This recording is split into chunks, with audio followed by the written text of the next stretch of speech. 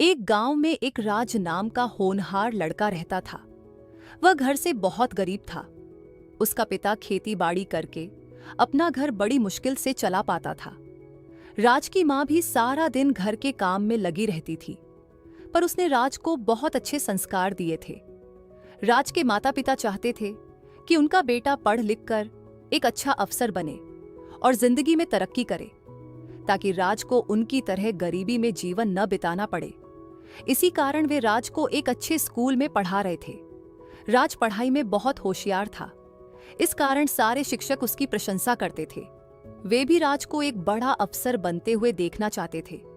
School के एक master जी, जिनका नाम त्यागी था, राज के पिताजी के पास अक्सर आया करते थे। एक दिन स्कूल की छुट्टी थी। राज अपने दोस्तों के साथ खेलने के लिए घर से बाहर निकल ही रहा था कि उसने देखा स्कूल के मास्टर जी उसके घर की ओर चले आ रहे हैं। राज उन्हें देखकर रुक गया। फिर मास्टर जी ने उससे पूछा, बेटा, क्या तुम्हारे पिताजी घर पर हैं? मुझे उनसे कुछ काम है।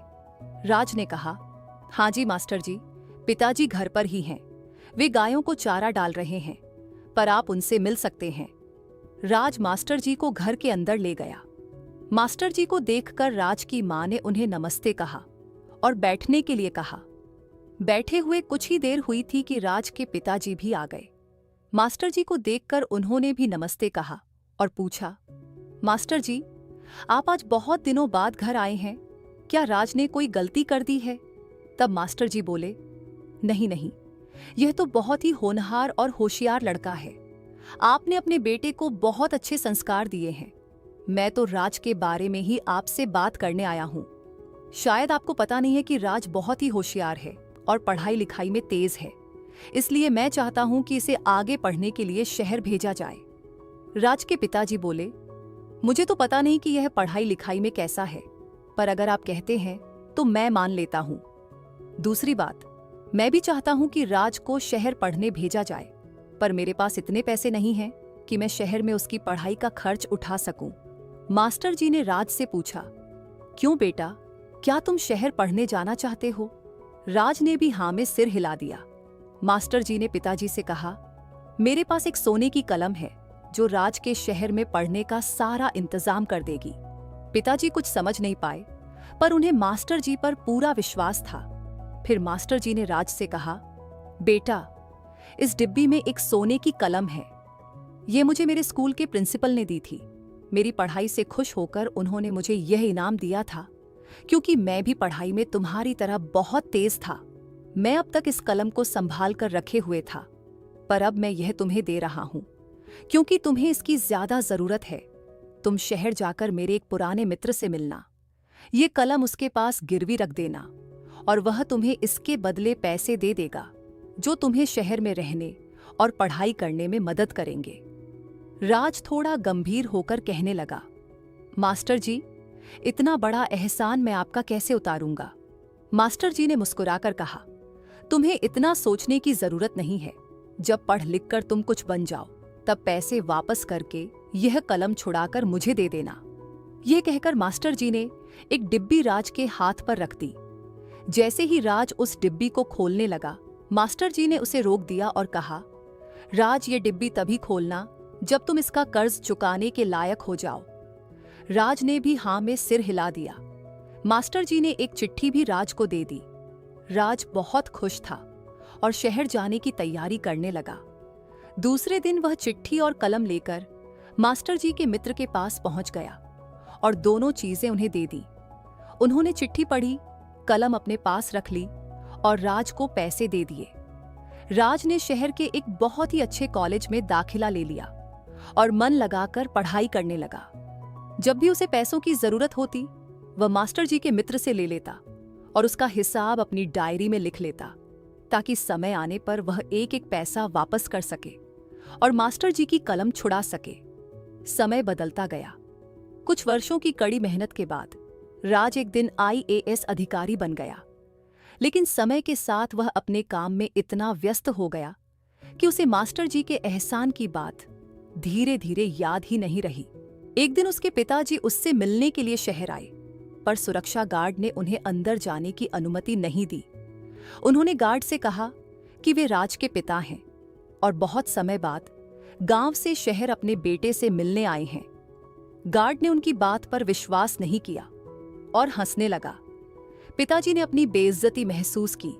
वे निराश होकर वापस गांव लौटने लगे। उधर से राज भी अपने गाड़ियों के काफिले के साथ लौट रहा था। अचानक उसकी नजर पिताजी पर पड़ी। उसने तुरंत गाड़ी रुकवाई और उतरकर पिताजी के पैर छुए। फिर दोनों गाड़ी में बैठकर घर आ गए।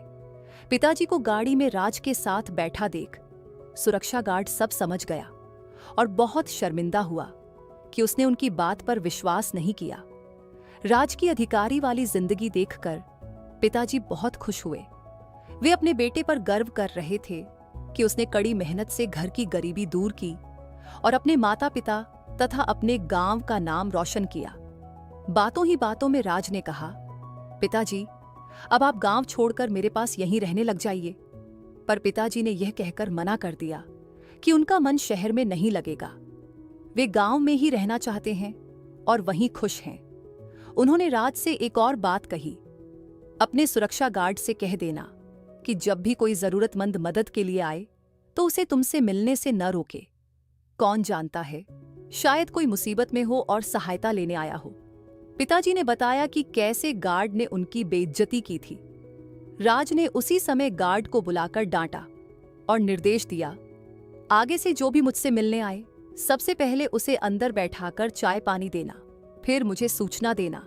आगे से कोई गलती नहीं होनी चाहिए। गार्ड ने माफी मांगी और वापस अपनी ड्यूटी पर चला गया। फिर पिताजी ने राज को अपने आने का कारण बताया और कहा, बेटा, मैं तुम्हें याद दिलाने आया हूं कि मास्टर जी का हम पर बहुत बड़ा एहसान है। उन्होंने हमारी बहुत मदद की थी। अब समय आ गया है कि उनका एक एक पैसा वापस किया जाए। अचानक राज को सब कुछ याद आ गया। वह भावुक होकर बोला, पिताजी, चलिए आज ही चलते हैं। पैसे वापस करके मास्टर जी की सोने की कलम वापस लेकर आते हैं। राज और पिताजी दोनों मास्टर जी के मित्र के पास पहुंचे। उन्होंने सारे पैसे वापस कर दिए और डिब्बी वापस ले ली।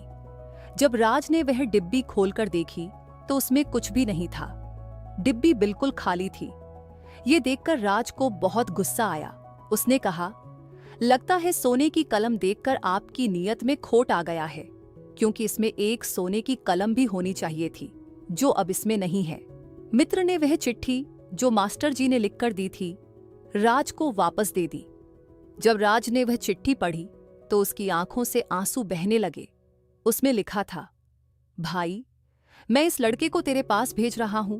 इसे पढ़ाई के लिए जितने पैसों की भी जरूरत हो दे देना। मैं अपना खेत बेचकर तेरे सारे पैसे जल्दी ही चुका दूंगा। ये डिब्बी खाली है, पर मैंने राज को इसे खोलने से मना किया है, इसलिए तुम भी उसे इस बारे में कुछ मत बताना। यह सब पढ़कर राज फूट फूट कर रोने लगा। उसने मास्टर जी के मित्र को पैसे देने चाहे ताकि वह मास्टर जी के खेत वापस खरीदकर उन्हें लौटा सके, पर मित्र ने कहा, ये पैसे अब तुम्हारे हैं। मेरा कर्ज तो मास्टर जी पहले ही चुका चुके थे और अब उन खेतों को वापस खरीदने का कोई फायदा नहीं है, क्योंकि मास्टर जी अब इस दुनिया में नहीं रहे।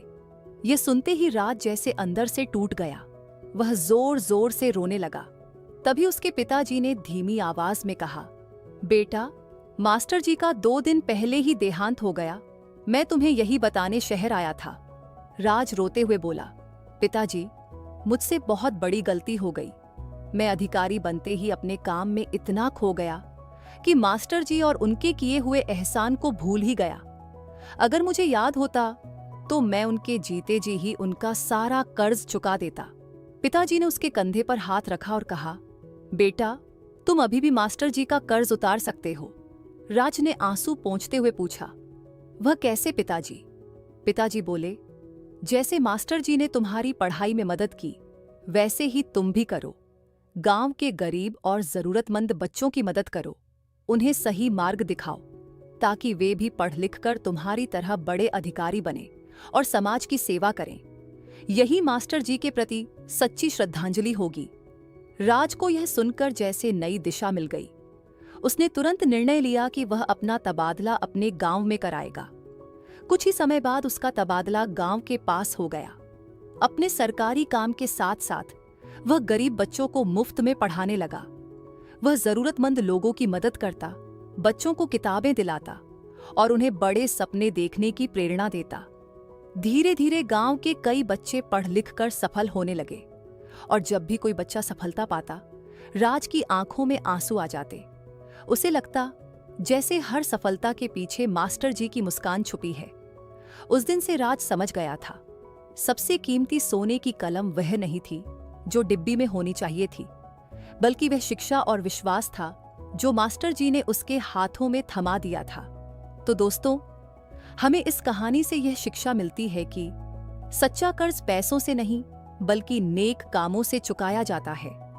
जो हमें आगे बढ़ाता है, उसका एहसान दूसरों को आगे बढ़ाकर ही उतारा जा सकता है।